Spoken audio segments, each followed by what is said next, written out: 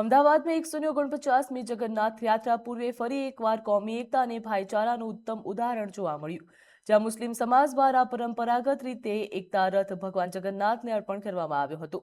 મુસ્લિમ આગેવાન રૌફ બંગાલીએ તૈયાર કરાયેલા આ વિશેષ ચાંદીનો રથ પ્રથમ વખત સોનાની વરખથી શણગારવામાં આવ્યો છે।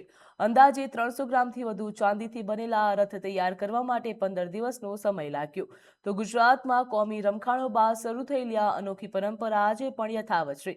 રથયાત્રા દરમિયાન શાંતિ, સૌહાર્દ અને ભાઈચારાનો સંદેશો જન જન સુધી પહોંચે અને યુવા પેઢીમાં એકતાની ભાવના મજબૂત બને તે ઉદ્દેશ્યથી આ રથ મહંતને વિધિવત રીતે અર્પણ કરવામાં આવ્યો હતો। 149ની ઐતિહાસિક રાત જ્યારે મુસ્લિમ સમાજની અંદરથી નીકળતા હોય છે ત્યારે અમે 26 વર્ષથી આ રથ આપીએ છીએ એકતા માટે, રાષ્ટ્રીય એકતા અને કોમી એકતા માટે। સર્વ ધર્મનો માણસ અમારી સાથે છે। સાથે આ જે રથ છે એની અંદર 5 ગ્રામ સોનું જે બરફથી જોડાયેલા જે રથ ને બાકી ઘોડા, 3 ઘોડા ને પેલા જે ચાંદીનો જે રસી છે એ ચાંદીનો છે, આખું રથ ચાંદીનો છે। એની અંદર 5 ગ્રામ નોમેટીમાં કરવામાં આવ્યા છે ને અમે કોમી એકતા, રાષ્ટ્રીય એકતા અને ત્યારે અમારી સાથે અમારો આજે પ્રદેશ પ્રમુખ બી હાજર છે અને સમાજની માણસ પણ અમારી સાથે છે। ભગવાન જગન્નાથની આ 149મી રથયાત્રા ના પૂર્વે મુસ્લિમ સમાજ દ્વારા ચાંદીના રથને અર્પણ કરવામાં આવતું હોય છે।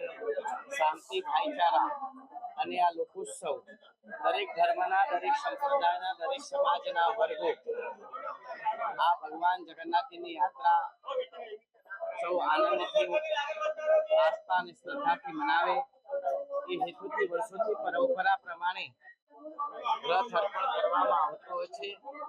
આજ પણ આ વર્ષે પણ 149મી રથયાત્રાના પાવન અવસર પર રથ અર્પણ કરી ભગવાન જગન્નાથજીની આ યાત્રાની શુભેચ્છા એ લોકો દ્વારા જે વ્યક્ત કરવામાં આવી છે એમનું ભાવ સમર્પિત કરવામાં આવ્યું છે અને આવું અનન્ય ભાવ સદાયની માટે બની રહે એવી મંગલ કામના કરવામાં આવે છે।